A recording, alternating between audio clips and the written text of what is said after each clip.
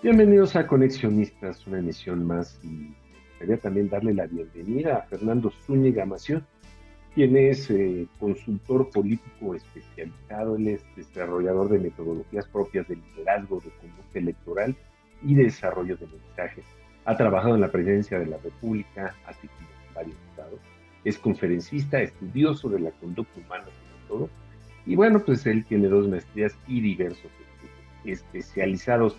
Y Edgar, ¿cómo estás? Muy buenas tardes. ¿Qué tal, amigas, amigos de Conexionistas? Muy contento porque abrimos con Fernando, quien amablemente se ha acercado con nosotros y ha aceptado regalarnos su tiempo y abrir una conversación distinta de la cual yo creo que urge, ¿no? Que tengamos estas conversaciones más a menudo, porque Fernando lo que trae a la mesa es el entendimiento de los fenómenos sociales, básicamente, pero a partir de la combinación de una serie de disciplinas que normalmente estas conversaciones comunes o lo que encontramos hoy no las consideran. La experiencia de Fernando, tanto en su práctica profesional como en el desarrollo de conocimiento, hace que se pongan en la mesa varias aproximaciones para entender el fenómeno del comportamiento, tanto individual como grupos sociales, en términos sociales, políticos, económicos, y me parece que justo hoy, cuando tenemos estas conversaciones polarizantes, cuando parece ser que estamos dominados por personalidades y sobre todo cuando la conversación parece ser que solamente, o más bien no parece ser, una sola disciplina resulta incapaz de explicar lo que tenemos. Fernando trae esto en la mesa. Gracias, Fernando, por estar con nosotros, por aceptar compartir, ¿no? Y regalarnos un poco de tu experiencia. Cuéntanos, Fernando, ¿por qué particularmente crees importante que hay que hablar de estos temas en este momento? Claro que sí, gracias. Antes que nada, Edgar, Armando, por la invitación. Este, un saludo a todos los que nos ven y nos escuchan. Sí, claro que sí. Mira, yo durante mi carrera me he estado enfocando un poco más al tema que hoy en día ha adquirido, creo que un poco de mayor importancia, que son las ciencias del comportamiento. Creo que en todas las áreas, en el área de negocios, finanzas, todo, cada vez eh, se toma más en cuenta, ¿no? ¿Y qué son las ciencias del comportamiento? Bueno, hablamos de psicología, hablamos de biología evolutiva, hablamos de neurociencia, etcétera. Y durante mi carrera como consultor, pues me he especializado un poco más, digamos, en estas áreas. Creo que hoy son muy relevantes por la evolución que ha tenido y ya enfocándonos un poco más a la comunicación y a la estrategia política. Esta área se basó durante los últimos años mucho en la tecnología y en la data, ¿no? O sea, se puso de moda este tema de hacer minería de datos, de adquirir, ahora sí que datos de todas las variables que se pudieran y se sacaron modelos de comportamiento, etcétera. Pero una vez que tenemos ya una cantidad impresionante de datos sobre la audiencia, sobre el comportamiento y hacemos modelos, etcétera, creo que la estrategia política se empezó a preguntar, bueno, pues cómo leemos esta data, qué hacemos, cómo podemos influir más allá de crear modelos a través de una computadora o de la tecnología, ¿no? Y se vio que si yo tenía 200 o 300 variables de mi audiencia, pues sí, qué padre y los conozco perfecto, ¿no? Pero pues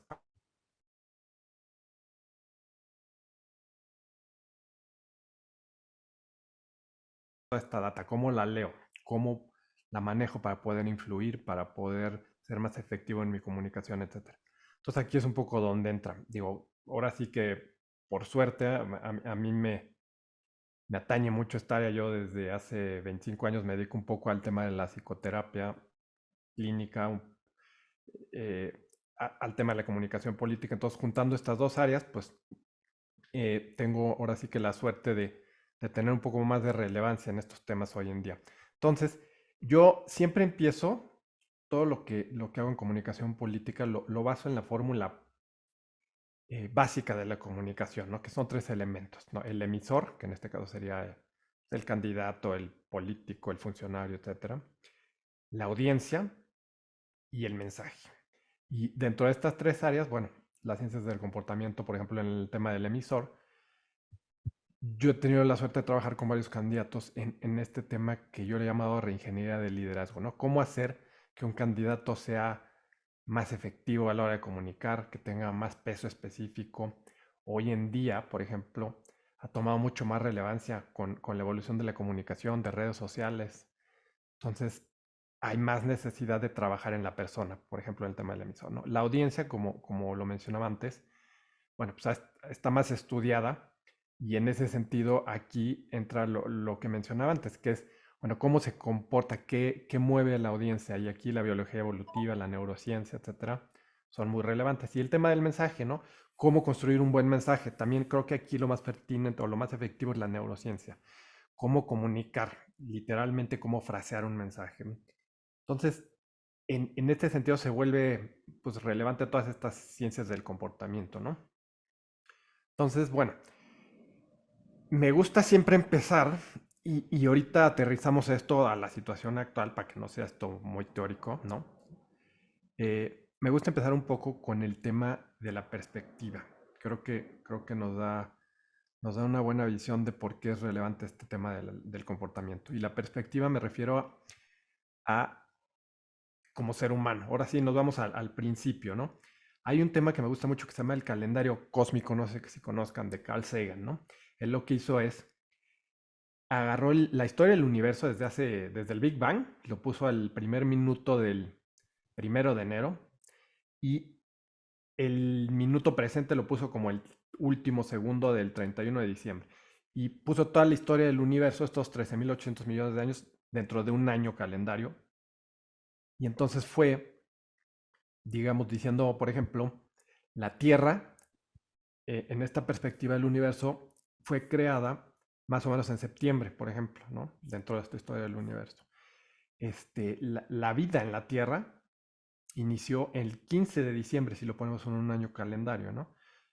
La vida me refiero a la primera célula, ¿no? Los dinosaurios empezaron a existir el 25 de diciembre y el meteorito que cayó que extinguió toda la vida y todos los mamíferos en la Tierra, fue apenas el 30 de diciembre en la noche. Entonces, vamos a decir que la historia del hombre, y no nada más del hombre, sino desde todos los mamíferos, empieza el mismo 31 de diciembre, ¿no? Entonces, esto como un poco perspectiva. Hablando del ser humano como tal, del Homo sapiens, si lo pusiéramos en este calendario, hubiera surgido a las 11:52 del 31 de diciembre. Y toda la vida moderna del hombre existiría en los últimos 30 segundos del 31 de diciembre. Es decir, si lo ponemos en nuestro calendario actual, Cristo hubiera nacido en los últimos 4 segundos, ¿no? Y América lo habían descubierto hace 1.2 segundos. Entonces, esto nos da una perspectiva de la evolución del hombre y de cómo la existencia de quienes somos y de lo que hacemos hoy en día es verdaderamente insignificante en este tema evolutivo. Es decir, 99% del tiempo que llevamos siendo Homo sapiens, es decir, desde hace 200.000 años, lo dedicamos a sobrevivir, nada más, y a reproducirnos. Como cualquier otra especie del planeta, esa es nuestra función principal.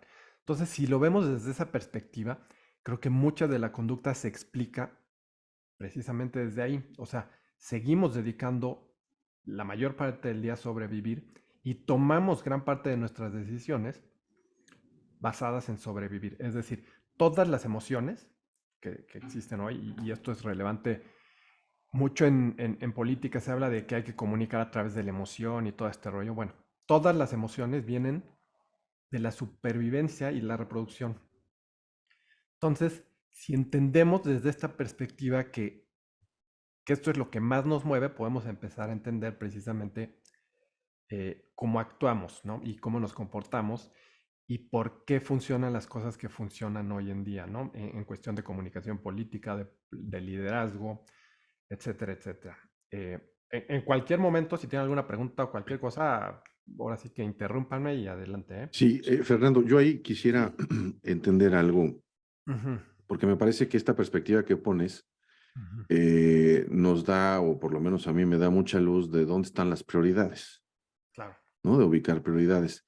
Y ahora que hablabas un poco de comunicación política en estos, digamos, tres elementos que mencionabas, eh, quisiera saber desde tu perspectiva qué es lo que resuelve la ciencia del conocimiento en este asunto del entendimiento del mensaje, de la conexión, ¿no? Del político, de las audiencias, pero no solamente de este flujo, digamos, vertical en donde pareciera que solamente la comunicación existe del lado del político y entonces el mensaje se diseña desde la perspectiva con el político para mandar un mensaje a una audiencia y cuando entendemos que aquí hay un problema dialógico que va y viene, ¿qué específicamente ves tú que es la contribución de este tema, digamos, de las ciencias del conocimiento, que no, que otras ciencias, a lo mejor que la comunicación pura o la ciencia política o la sociología, no aportan o quizás se quedan cortas? Sí, correcto.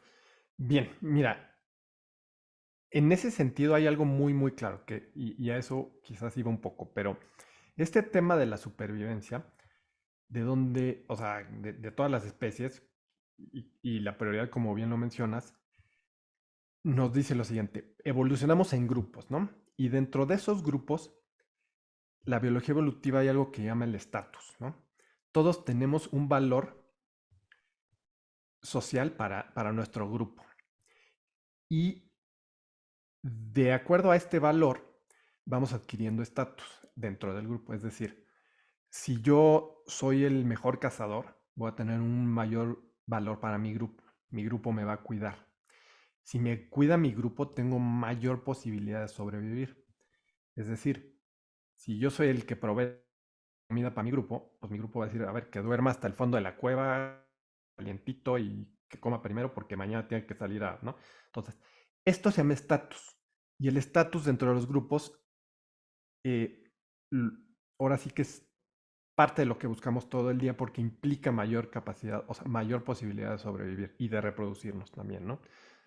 Eh, entonces, el estatus, que es lo que buscamos, y ya aterrizándolo a la política, se busca, como les comentaba, de muchísimas maneras. Lo podemos buscar a través de la fuerza, incluso, ¿no? O sea, yo puedo decir, oh, si obedeces o te mato, ¿no? Es a través de la virtuosidad, por ejemplo.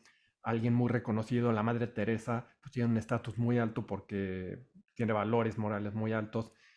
Entonces, en los grupos vamos dándole un valor a la gente. Y eso te das cuenta, por ejemplo, cuando se muere alguien, ¿no? O sea, no es lo mismo que se muera alguien de a pie, que se muera alguien famoso, que se muera Gandhi o que se muera, ¿no? Entonces, este valor es real. Le asignamos un valor a la gente debido a su estatus. Y este estatus es algo que estamos buscando precisamente para aumentar nuestras posibilidades de sobrevivir. Ahora, en caso de la política, pues, también es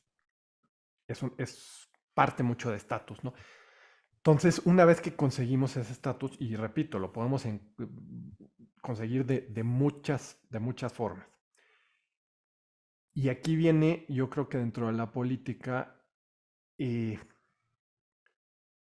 algo que la biología evolutiva nos ha dicho. Hay únicamente tres características del estatus que son perdurables. Es decir, yo, si consigo estatus de tres formas, tengo muchas posibilidades de permanecer en el puesto y de no perder ese estatus. Y esas tres formas son, eh, digamos, la empatía es uno. La segunda es, ahorita se va el término, es la empatía, la honestidad y la competitividad. Competencia, o sea, competencia, digamos. Es decir, que mi grupo me aprecie como alguien que es competente en lo que hace, ¿no? Ujú. que sabe lo que está haciendo, eso es algo que la gente aprecia. Segundo, que me vean como alguien honesto. Y honesto no me refiero a no decir mentiras, honesto me refiero a que estoy haciendo algo que realmente sé hacer, ¿no? Ujú, Y lo tercero es que tenga empatía con los demás. ¿Esto a qué me lleva? Esto me lleva a que la gente o el líder, por ejemplo, en el caso de la política, esté haciendo algo por el bien de los demás. ¿Me explico? Y no por el bien propio, que esta es la diferencia entre un líder político, digamos, efectivo y uno que puede llegar a ser no tan bueno. Y ahorita aterrizo un poco esto. La, eh, la causa por la que alguien busca este estatus y este liderazgo, en el caso de la política, es lo más importante. Es decir, por evolución natural, todos sentimos empatía con los demás y queremos ayudar a nuestro grupo. Esta sería una parte positiva. La parte negativa sería por mi crecimiento y por cómo me desarrollé y me desenvolví, detecté que la vida era peligrosa, etcétera, etcétera. Y entonces busco el liderazgo, busco la posición de estatus para llenar un vacío personal. Esta sería la segunda. O sea, es diferente. Uno es busco el bien del grupo y el otro es busco llenar un vacío propio o un dolor, etcétera, etcétera. Que esto es muy común en la política y ahorita platicamos un poco de eso. Entonces, basado en esto, y aquí aterrizaríamos, hablabas tú un poco de la polaridad que vivimos hoy en día. Eh, este tema de la biología evolutiva nos da muchas características o mucha luz de lo que está pasando hoy en día, ¿no? Es decir, y esto tampoco es nuevo, ¿no? Los líderes autoritarios, etcétera, pues han existido durante toda la historia, ¿no? Pero ¿a qué voy? Hoy en día está como de moda el tema de la polarización, ¿no? Lo vemos en ujú. Estados Unidos, creo que con mayor fuerza en México, en Brasil, en muchos lados de Europa, en Inglaterra, ¿no? Entonces, eh, ¿por qué funciona? Y aquí aterrizamos un poco a lo que me preguntaba sobre la audiencia, ¿no? O sea, ¿por qué la audiencia sigue a alguien, ¿no? Que si lo vieras, digamos, de fuera, o sea, tú vives en otro país y ves yo veo Estados Unidos o veo a Brasil, y digo, bueno, ¿por qué la gente sigue a Trump? No, si pues claramente está haciendo cosas fuera de lo común, que quizás no beneficien a todos, está tomando decisiones que quizás no sean las mejores, etcétera. O en el mismo caso de México, ¿no? ¿Por qué funciona esto de dividir? Bien, este instinto primario, decíamos, de sobrevivir, hace que cuando tú detectas una amenaza, y esto tiene que ver con grupos y tribus, lo que pasa es que existe una cuestión que en psicología se llama visión de túnel. Toda tu energía y toda tu atención se va a la amenaza, es decir, al grupo de enfrente. Entonces, si tú tienes un político hablando de buenos contra malos, o sea, de estas macrocategorías que son tres, de buenos contra malos o de, ¿no? de ricos contra pobres o como lo quieras dividir, automáticamente se genera tensión en la sociedad. Y la tensión lo que hace es a nivel cerebral esta visión de túnel, generar 100% la atención en la amenaza, en el de enfrente, ¿no? Ujú, Entonces, si yo estoy todo el tiempo literalmente pensando en el de enfrente, piensa en una pelea, ¿no? En este instinto que le llaman de huida o de pelea. El cuerpo tiene un mecanismo que en cuanto se siente amenazado, empieza, digamos, a depurar todo lo que hay alrededor y se fija simplemente en la amenaza. Entonces, si yo estoy fijado en el grupo de enfrente, dejo de ver la realidad. Y entonces lo que no estoy viendo es lo que está haciendo el político, no veo los resultados, me los pueden decir, me pueden señalar datos, números, tasas, etcétera. Pero una vez que yo estoy en una dinámica de rivalidad con un grupo, y es literalmente imposible ver la realidad. O sea, lo único que estoy viendo es al grupo de enfrente. Entonces, ¿cuál es aquí el tema? Que lo que está tratando de hacer la audiencia es precisamente tratar de sacar al político o derrotar al político, etcétera, con un discurso que aumenta la tensión. Es decir, yo insulto al de enfrente, le insulto a su líder, insulto a quien sea, ¿no? Caigo en el juego de llamarles, eh, bueno, De vámonos ambos al... lados, de cualquiera, ¿no? Lo que Exacto, el sea. caso de Estados Unidos, ¿no? O sea, me engancho con esa dinámica, Los ¿no? ultraliberales y los wokes y los no sé qué rollo, ¿no? Sí, magas contra wokes, ¿no? Sí. Entre más hago esto, pues más polarizo y menos hago que el grupo enfrente vea la realidad, ¿no? Entonces, esto, bueno, es un mecanismo biológico, es un mecanismo psicológico de simplemente mantener esta tensión y este estrés para no poder literalmente ver la realidad, ¿no? Entonces, bueno, hay muchas, digamos, vertientes de esto, pero yo te diría que la fórmula es un poco como sigue, ¿no? A mayor división, mayor amenaza para ambos grupos, ¿no? A mayor amenaza, mayor atención hacia el otro grupo, ¿no? Y el resultado de todo esto pues, es menor atención a la objetividad y a la realidad, en pocas palabras. O sea, entre más estoy fijado en el grupo de enfrente, pues menos me doy cuenta de lo que está pasando. Entonces, aquí es donde un líder, bueno, oportunista, pues aprovecha, ¿no? Para hacer cualquier tipo de, hasta llegar al autoritarismo, lo que sea, cambiar leyes, ta. Ahora, en el caso de la psicología, si lo queremos ver así, y para empezar a aterrizar esto y de alguna manera dar alguna herramienta para, o una solución, te diría, bueno, ¿cómo sales de esto, no? O primero, ¿cómo detectas a un líder de este tipo? ¿No? Para irnos de manera más práctica. Este tipo de líder, el líder autoritario o el líder que no está buscando el bien del grupo, sino que está buscando subsanar algún tema personal y por eso buscó la posición de liderazgo, cuando llega, evidentemente no se coincide sin este liderazgo, porque es lo que le da sentido a su existencia, digamos, ¿no? Entonces, lo primero que empieza a hacer siempre es cambiar las reglas.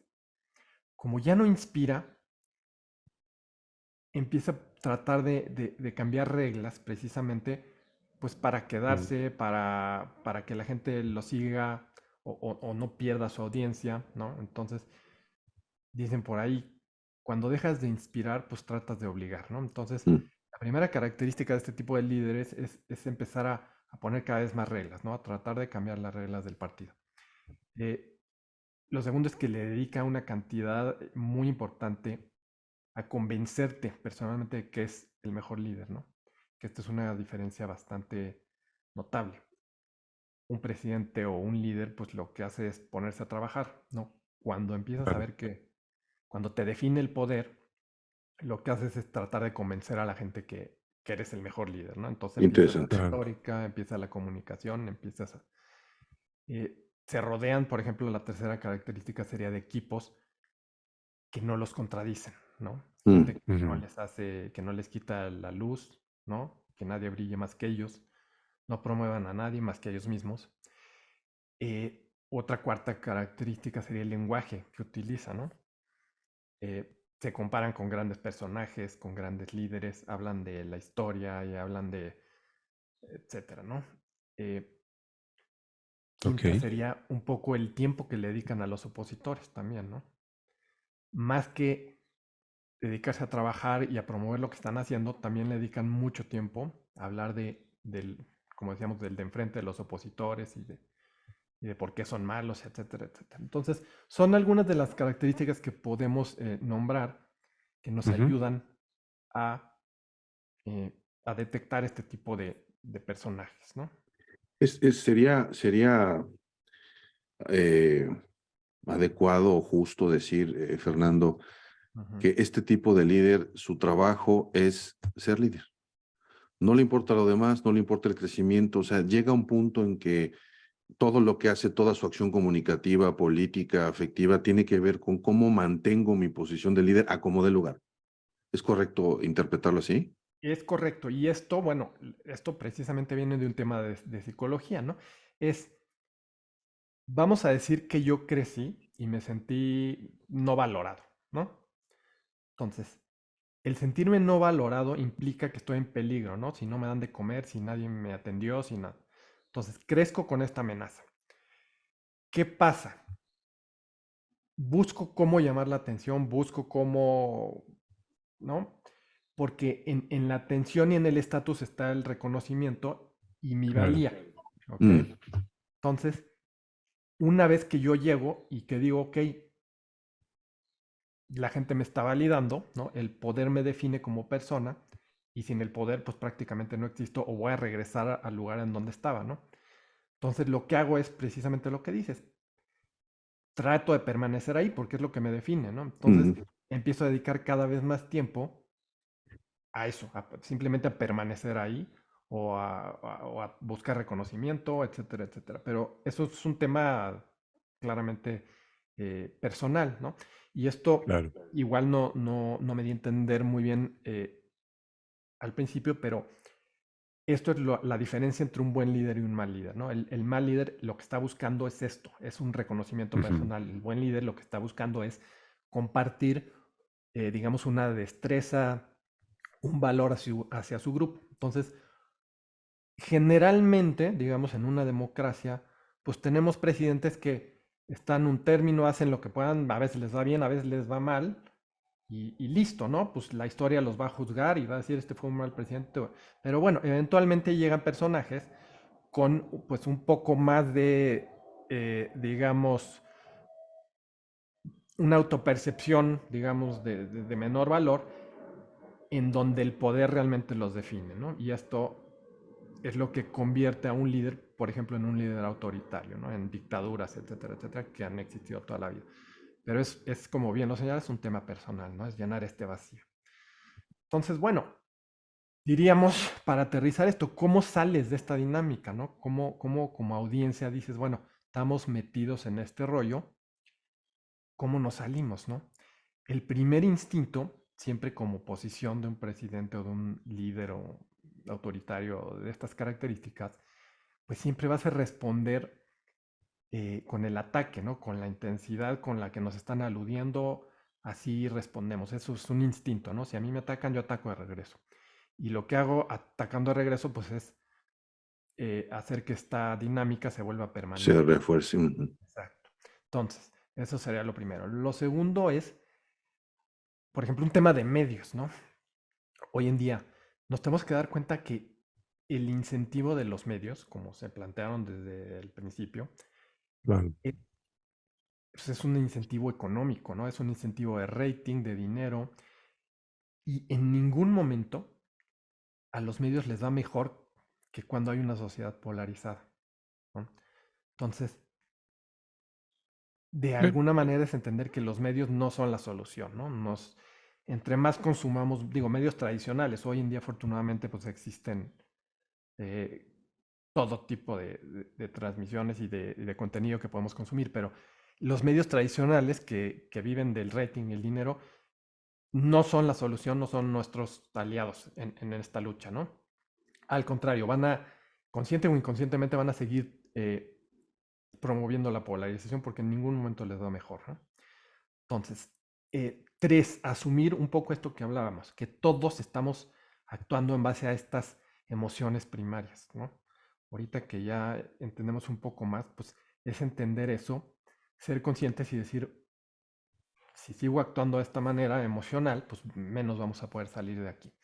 Lo cuarto, te diría que viene también un poco de un tema de psicología, es otra de las aportaciones, es quién es el mejor aliado, ¿no?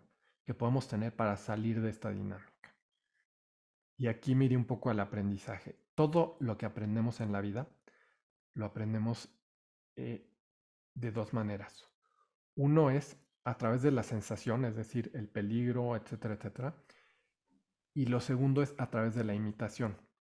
Esto es un recurso que los seres humanos tenemos de ir aprendiendo de nuestros cuidadores, de todos los que nos rodean. Entonces, este tema de las tribus y de los grupos van adquiriendo una conducta, digamos, muy uniforme, ¿no? Conforme más cerrados son. Entonces, si yo polarizo y digamos, estoy un poco radicalizado a mi postura y sigo copiando la postura de mi grupo, pues no vamos a salir de ahí. Entonces, el mejor aliado para salir de esto es tomar a alguien del grupo opuesto, ¿no? Mm.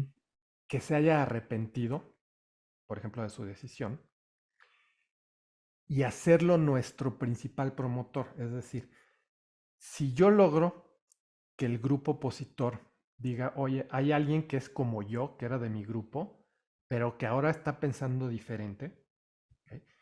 Hay mucho más oportunidad de que la gente de este grupo, a través de este aprendizaje, diga, bueno, es posible por lo menos salirme de aquí, ¿no?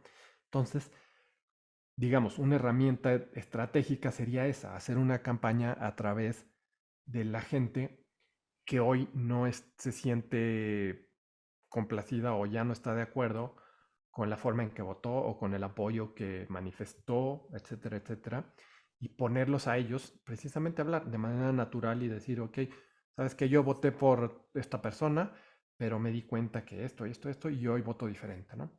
En vez de estar tratando de convencerte yo, que soy del otro grupo, a ti, que te salgas o que, ¿no? O que estás equivocado o que veas la realidad, etcétera, etcétera.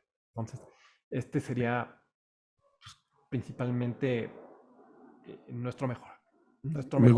Me gustaría hacer aquí una pequeña pausita, porque sí, Sí. te estoy escuchando y no sé, Edgar no me va a dejar mentir. Este tema lo hemos hablado muchísimo, ¿no? El tema de que tenemos una persona que empieza a atacar al grupo de enfrente por muchas razones. Esa persona utiliza esta serie de estrategias que tú bien acabas de decir, de buscar al enemigo afuera, de que todos nos concentremos en los malos de allá enfrente. Me gustaría llevarlo un poco más lejos porque te noto en cierta forma medio renuente a decir fifís y chairos. Vaya, creo yo que pues, lo estamos viviendo en carne propia, ¿no? No tenemos que irnos a Estados Unidos ni al Partido Republicano, lo estamos viviendo en carne propia y lo estamos viviendo muy duro, sobre todo Correcto. en una época como la que estamos en este país y en esta ciudad, porque la Ciudad de México también está viviendo eso allá. Eh, lo han estado usando y creo yo que este tema lo han estudiado desde muchísimos años, ¿no? Yo creo que desde los emperadores romanos, pasando por un sinfín de líderes aquí en el siglo XX, sobre todo, que se caracterizó por esa época. Digo, ¿qué podemos hablar? Mussolini, podemos hablar ¿cómo se llama? Franco, podemos hablar de Hitler, podemos hablar de todos ellos, ¿no? Sí, o sea, está muy claro. Pero yo creo que llegar a un momento dado ese tema de dar soluciones, no sé, como que siento yo que eh, estamos buscando solucionarlo con formas civilizadas, vamos a decirlo de alguna manera. Y perdón si me veo muy radical acá. No, no. Les voy a explicar a ellos porque no, pues como que ellos no están usando estos factores civilizados. Ellos no están usando, están apelando, como tú bien lo has dicho, al instinto. Están apelando a nuestros más bajos sentimientos de miedo, de todo lo que tenemos atrás, abajo como cerebro animal, como el cerebro reptiliano, que también debes de conocer muy bien todo este tema. Sí, sí. Y creo yo que hoy por hoy la mayoría de estas soluciones y lo que yo veo en la política, lo que yo veo a la gente que sale a decir que son oposición y sale por ahí un pre candidato a decir, no, pues nosotros vamos a proponer de que el aeropuerto, no, o sea, aquí está pasando algo, le están pasando por arriba a mucha gente y creo yo que ese tipo de soluciones no están funcionando, no han funcionado, llevamos 4 años así. No sé cómo lo hayas visto tú desde tu punto de vista o desde la posición de tú te encuentras, porque te veo muy observador, te veo una persona que está analizando muy a fondo todo lo que está pasando.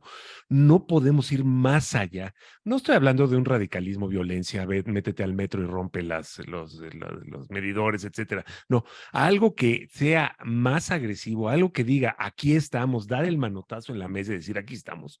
Porque sí creo yo que si nos vamos con eso de que vamos a entrevistar y se me hace muy tibio y sobre todo cuando estamos viendo lo que está pasando en México, en Estados Unidos, en muchos otros países. ¿Cómo ves tú eso? Mira, yo te diría, sí, o sea, en el caso de México, ya ahora sí, como dices, para ponerle todas sus sus letras. Lo que hay dos soluciones, ¿no? La primera, y como dices, la civilizada y la de estrategia política y la que yo recomendaría a la oposición, etcétera, etcétera, sería un poco no caer, que esto también ya está muy hablado, ¿no? En el juego, ¿no? No Claro. seguir en esta dinámica de rivalidad. ¿Por qué? Bueno, como te mencionaba, lo que quieres es bajar la tensión que hay, Ujú. que es lo único que va a hacer que podamos, y podamos me refiero a todos, incluyendo a los chairos o como les queramos decir, es la única manera que van a poder ver la realidad. ¿Y cuál es la realidad? La realidad no es favorable en pues prácticamente en ningún rubro, ¿no? Claro. Entonces, ¿cuál es la frustración de quienes no apoyan al gobierno actual? Es que puta, no puede ser que no puedan ver la realidad y bla, bla, bla. Bueno, literalmente en este grado de tensión no van a poder ver la realidad. Entonces, si me preguntas como consultor, te diría, bueno, lo que quieres es que vean la realidad porque la realidad no les favorece. Es más, a los que menos les favorece es a la base de apoyo Mm. del gobierno, ¿no? Sin embargo, por alguna razón, que es precisamente lo que he tratado de explicar ahorita, es que no pueden ver esa realidad. Entonces, bajar el nivel de tensión, ¿no? Es lo único que va a permitir que mentalmente digas, Ujú. oye, a ver, ahora, ¿por qué me considero optimista en este sentido Ujú. hacia el futuro corto y mediano? Hay varias, ahora sí, variables que juegan en contra del actual gobierno. Uno es el tiempo. Es decir, de alguna manera el tiempo siempre juega en el cerebro. Hay un dicho que dice ahí la psicología que el futuro siempre es mejor que el presente, ¿no? O sea, el cerebro Claro. tiende a ver las cosas de manera positiva, si no sería insoportable vivir, ¿no? Entonces siempre, por eso las tarjetas de crédito y los que todo es de, pues ahorita no tengo, pero el mes que entra me va a ir mejor y siempre estamos, ¿no? Entonces, ¿qué pasa cuando se empieza a extinguir este tiempo? La realidad tarde o temprano va a llegar, ¿no? Entonces, si tú le preguntas a alguien que apoya al gobierno, va a decir que sí, que ahí va, que ahí la lleva, pero cada vez esta sensación va a ser menor. ¿Por qué? Porque pues, si hay esperanza porque quedaban 4 años, pues hay un poco menos porque quedan 3 y cada vez... Y cuando queden 6 meses, Ujú. evidentemente va a haber un poco más de realidad de decir, oye, pues la verdad es que no se resolvió gran cosa, ¿no? Apelar al tiempo perdido, ¿no? Entonces, este es un tema, pues sí, que psicológicamente se explica también a decir que la tendencia va a ser a la baja, ¿no? Al decir, pues creímos en él, pero pues ya acabó y qué óvole, ¿no? Porque hay una realidad, y repito, la realidad no le favorece, los datos, los números, etcétera, pues no son favorables, y para quien menos es favorable es para quien lo apoya, ¿no?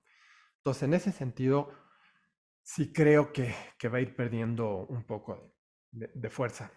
Lo segundo es, cuando tú adquieres este nivel de, digamos, de atención y de protagonismo, ¿no? Ujú. Estás eclipsando a mucha gente de tu mismo grupo, ¿ok?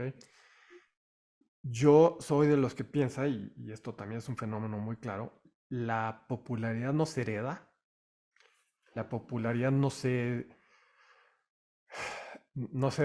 puede traspasar ni regalar, ¿no? Entonces, no veo un buen candidato en los que hay ahorita, ni en Marcelo, ni en Claudia, ni mucho menos. ¿Qué te diría la psicología social? Si tú tienes un candidato de ciertas características, y me refiero a características de todo, desde físicas, de edad, de género, de estatura, de todo, ¿no? Y hay un ambiente de tensión, ¿no? Que nos tiene inmersos y atendiendo a la política, y diario es un comentario, y diario es un enfrentamiento, y todo eso cansa, ¿ok? Entonces, sí, seguimos apoyando, ya le invertimos mucho a López Obrador, etcétera, etcétera. Pero a fin de cuentas hay una sensación también de, ok, acaba y ya no queremos otros años de tensión. Nadie quiere vivir en este estrés. Lo que generalmente pasa es que se busca a alguien opuesto. Inconscientemente, estás pensando en, pues ahora quiero alguien joven, dinámico, que hable rápido, alto, fuerte, que esté viendo el futuro y no el pasado. O sea, lo opuesto, ¿me explico? El efecto Lula-Bolsonaro, le dicen por ahí. Sí, por ahí, o el efecto péndulo, hay muchos, ¿no? Y no es un tema Ujú. tan consciente, simplemente es que cuando se presenta alguien, un candidato, hay algo que hace clic en la gente y que dice, pues quiero esto, ¿no? Quiero salirme de esta dinámica, de esta tensión. ¿Y cómo me salgo? Pues votando por lo más opuesto que me encuentre por ahí. Yo Claro. creo que la oposición no está perdida. Creo que la oposición, si escoge a un candidato de estas características, tiene mucho chance. Y creo que los candidatos oficiales no cumplen con estas características. No sé, yo soy optimista en ese sentido. Ahora, ¿cuál es la reacción de alguien con la personalidad de López Obrador, no? La personalidad de López Obrador, viéndolo desde la psicología, es una persona pues con tendencias sociopáticas, narcisistas, etcétera. Y esto, para aterrizarlo rápidamente, es López Obrador no pierde, nunca ha perdido y nunca va a perder, ¿no? Una vez perdió y dijo que ganó y se pronunció presidente, la siguiente acusó a todo mundo. Entonces, si tú me dices, es como Trump, ¿no? Pues Trump, y él te lo decía, ¿no? Yo no pido perdón a nadie nunca por nada, ¿no? Ni me equivoco, y cuando se equivoca, dobla su postura, etcétera. Entonces, ¿cuál es el escenario? Bueno, pues sí, yo más que decir, híjole, va a seguir la 4T, porque además, aunque ganaran sus candidatos creo que no comparten en lo más mínimo su ideología, ni sus posiciones, ni nada. Pero creo que el peligro más que continúe el proyecto es qué va a suceder si pierden, ¿no? ¿Qué va a suceder? ¿Hasta dónde está dispuesto a llegar alguien con una personalidad, ¿no? De la que hablábamos, con estas tendencias de, pues no perdí y no acepto y hago y movilizo. Entonces, yo por ahí es donde vería un poco la amenaza desde el punto de Ahí, vista, ¿no? ahí, Fernando, planteas algo bien interesante que me gustaría sugerir que lo comentáramos con un poco más de profundidad en nuestra siguiente plática contigo, Correcto. porque el tiempo se nos ha terminado y como hemos visto, hay una riqueza de temas, Sí. ¿no? Muy amplitud, es muy grande, Ujú, ujú. y me llevo esta sensación de esperanza y no, ¿sabes? Porque, bueno, hay otra área del conocimiento que nos va a ayudar a comprender los fenómenos, Ujú. pero cuando echamos mano de esas otras áreas del conocimiento, pues vemos que el panorama a lo mejor es mucho menos halagüeño de lo que habíamos pensado, Claro. pero creo que, Fernando, quisiéramos, con esta experiencia que tienes, ¿no? Sí. Profundizar en estas cosas, sobre todo en esto que acabas de decir. ¿Qué hacemos, no? Si esto sucede, porque podemos, como tú ya bien dijiste, ¿no? Podemos prevenir la conducta del de enfrente. Ujú. Hay un perfil sociopolítico, psicológico, antropológico, lo quieras, y entonces empezar a hurgar en, bueno, ¿y cuál es ese perfil sociopolítico, antropológico de la audiencia, del votante, ¿no? Que se habla tan poco de eso, Fernando, y me parece que esto que pones en la mesa, como te decía, es esperanzador porque refresca la conversación, nos saca de los lugares comunes, perdón, pero a lo mejor pone luz sobre algunas áreas que no me hemos dado cuenta y quizás no queramos ver. Entonces, perdón, no me queda otra, Fernando, más que agradecerte Sí. que nos hayas dedicado tu tiempo, sobre todo la reflexión desde este ángulo, ¿no? Que es muy poco visto por lo pronto, ¿no? Y invitarte a continuar, perdón, en estas reflexiones, porque temas van a salir, sin duda, pero este ángulo que tú nos pones en la mesa nos va a ayudar de entrada, Fernando, esperamos pues entendernos a nosotros mismos. Sí. Entonces, muchísimas gracias por estar con nosotros.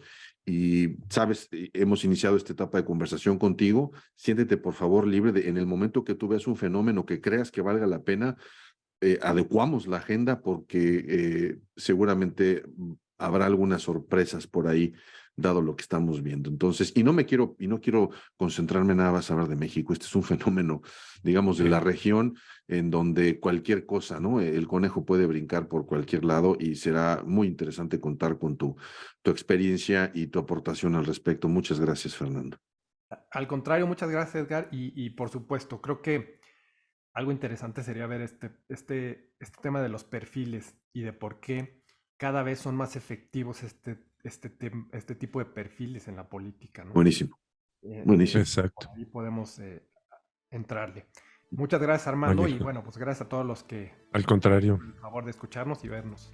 Y recuerden, nosotros somos Conexionistas MX, tanto en Facebook como en Twitter. En YouTube somos Conexionistas México. Y en Spotify encuentran todos los podcasts de Conexionistas. La música que estamos escuchando es música de Alejandro Saborita, lo encuentran en YouTube.